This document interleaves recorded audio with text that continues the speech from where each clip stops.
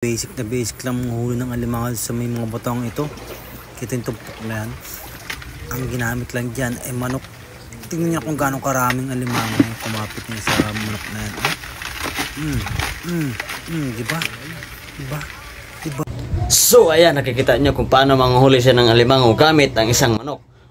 Yan ang susubukan natin dito sa Basiko. Kung kakain ba talaga ang alimango ng manok. So keep on watching. So ano pang hinintay mo? Tara na! Bago tayo magpatuloy, please like, comment, and share, and follow my page. Sa pag-follow sa aking page, isang malaking tulong para magagawa pa po ako ng maraming videos, mga kaba.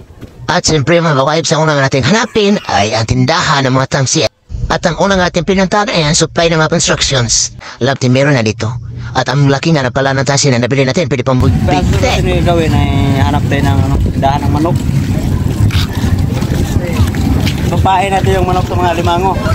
Talagang may kakagat na rito sa doon sa may Basiko Beach na alimango. Itong partner sa tagay. At sa hindi na nagtagal sa Kadugay, ayan, nandito na sa palengke. Ayan, ito yung tindahan ng manok. Bumili tayo ng isang hita at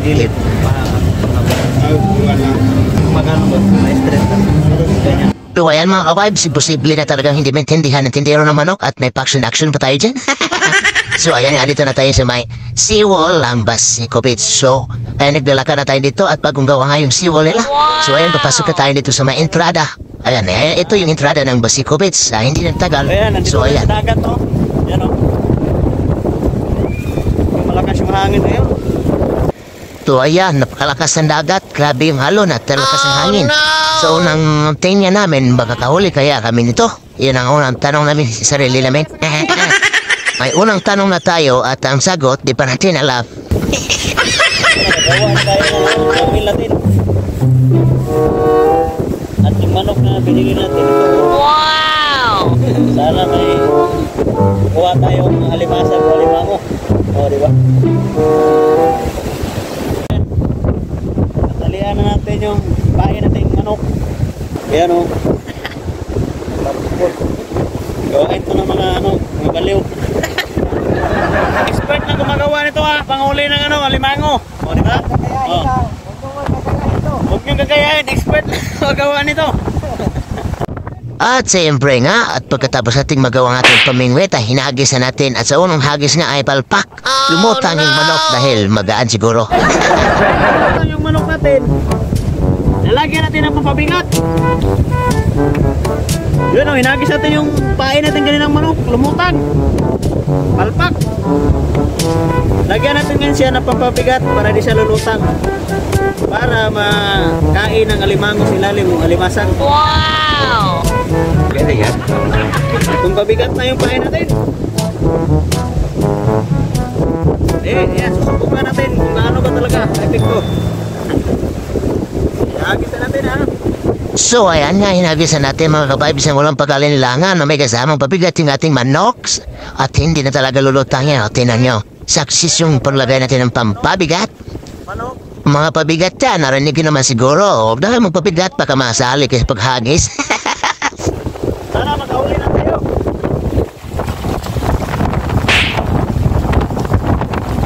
So ayun nga mga ka-vibes, ay pinabayaan muna natin ang ating pain na manok ng mga isang araw siguro. Mga 10 minutes o 5 minutes, subukan natin.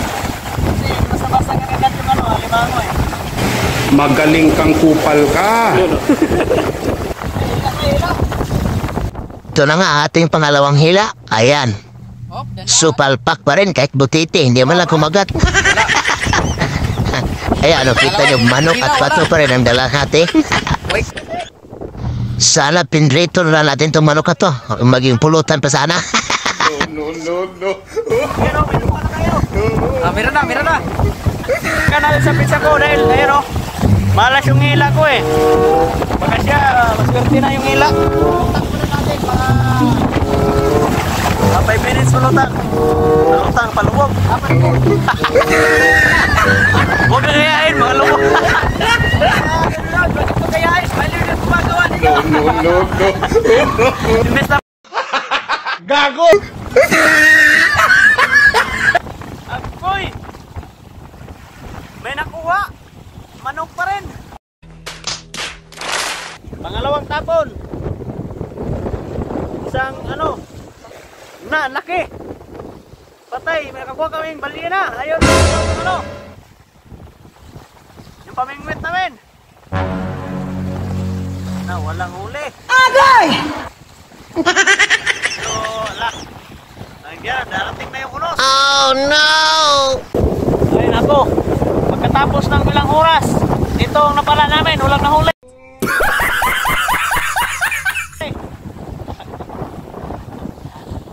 Palpak yung vlog natin. Hindi pala totoo yung panghuli ng limango eh.